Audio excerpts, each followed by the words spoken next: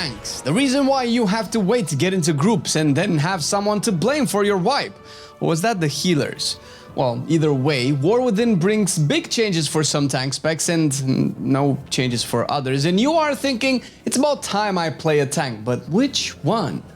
The easy cop-out answer is to tell you to go with what you like best and have the most fun. But if that was the solution, you wouldn't be here right now, would you? So I will be assuming that what you like is what I like and what's fun for me will be fun for you, since otherwise this will be a video talking about all tank specs and telling you to choose whichever one you like most, and nobody wants to watch that video anyway. I will be covering two options though, since there is no one true choice for this, because I also am debating a few, but these so far seem to be the top contenders, and here's why. First, we will start with the Druid, and this might be a surprise to people since it was for me. Guardian is, before anything else, a beginner-friendly choice when it comes to tanks. Its kit is easy to understand, and its playstyle is simple to get behind. I know a lot of people are hesitant to play a tank if they are coming from a DPS or healer role. Tanks can be intimidating and feel like they have the highest level of accountability for a group's success, which they do. You can play an easy dungeon or raid boss with no healer, but you cannot do it with no tank. And that's why I think Druid is the perfect fit for this. Not only is it an easy spec to get behind, it's legit really strong right now. Numbers are subject to change, of course, but Bear has been good for a while now, which is only one of the reasons to play it. The rest will have to wait for a minute because I have to tell you about our second channel, Marcelian&Flame. We post a lot of videos there about the recent happenings in WoW, where Marcelian and I discuss, debate, and deliver you the news from our WoW wrap-up show that's live streamed every Thursday. After you watch this video, check the link down below and see if you like our new content. Maybe leave a like and a subscribe so we can grow that bad boy up and put more WoW videos that don't work well for the main channel. Appreciate it. Going back to Druid, the other reason to play it is that the hero talents are good.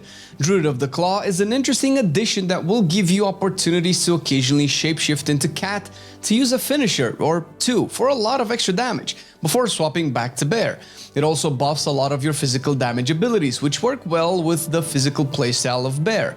And that's the third reason bear is really cool. You actually have a playstyle choice and build diversity to express a different version of bear based on what you like.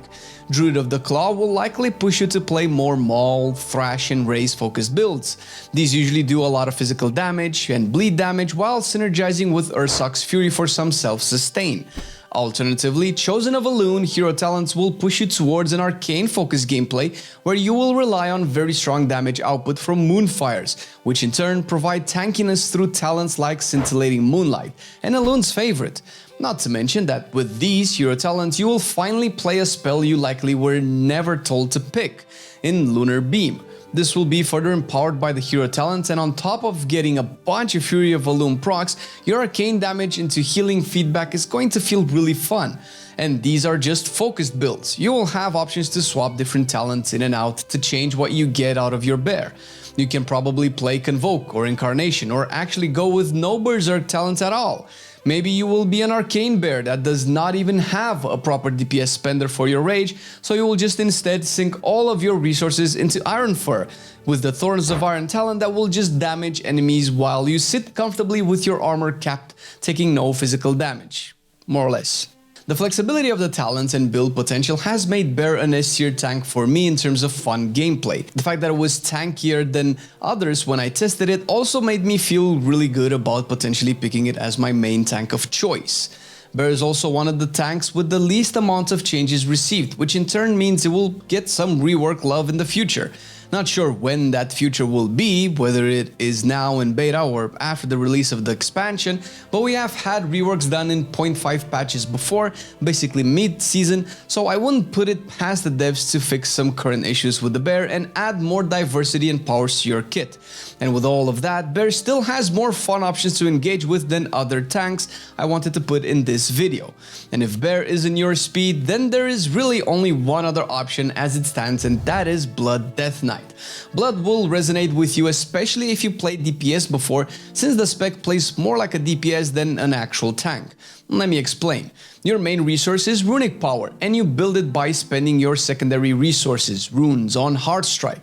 You'll occasionally use a Marrow Rend to help you keep up your bone shields, but mostly focus on building your resource and spend it on only one ability, Death Strike, which will be your highest damage source on bosses and decently in AoE considering it only hits one target. This is how pretty much most DPS specs play. Build your resource, spend it. Where other tanks have multiple options of spending resources based on what mitigation they need, like Iron Fur and Frenzy Regen for Bear, yours is only one. Of course, Blood has a lot more going for it. You can play the newly reworked Bone Storm that used to consume runic power and now instead consumes bone shields to deal AoE damage and heal you. Not only that, consuming bone shields will have neat interactions with your kit by giving you burst damage from shattering bone. On top of this, we all know that Blood Death Knights do not require healers, and the feeling of being fully in charge of your survivability is unique and empowering. You could literally play a dungeon, have your entire party die, come back, die again, and you would still be there fighting and healing yourself. I mean, the ego boost doesn't get any better than that. Or it might, when you realize that you are a tank that literally just doesn't give a fuck about mechanics. I'm talking about Death's Advance to immune knockbacks and slows, Wraithwalk to remove roots, Icebound Fortitude to immune stunts, Anti-Magic Shell to immune magic effects, 1 million grips to pull mobs to you because you cannot be asked moving to them. The power trip is pretty real with Blood Death Knight, so as far as you are still on point with your Death Strike so that all that bravado and badassery doesn't get you killed, you'll be fine. The hero talents are also really cool and a fun way to further dive deep into the fantasy of Death Knight. Deathbringer gives you the feel you expect when you hear that name. You get a lot of damage and cool Reaper vibes with scythes and sweeping animations. On the other side of the pond, you have Sand Lane, the actual fantasy of Blood Death Knight, where you are a machine of health regen, fast rotations, and a go-go-go mentality. With the essence of the Blood Queen, you gain access to a buff that beefs you up to some gnarly levels of haste, while your Heart Strike becomes Vampiric Strike, heals you for more than it should, and finally slaps as hard as your girlfriend likes it. Blood doesn't have the customizable options that Bear has, but the gameplay is stellar, and it will only get better as we get closer to the expansion and the existing problems will be fixed. Hopefully. Because yes, for some real honesty here, it's still beta and all specs have issues that need to be sorted. But that's always the case, and hey, you can further research your decision to main a tank by checking our video on the tank tier set bonuses and what to expect. It's just down there on our second channel.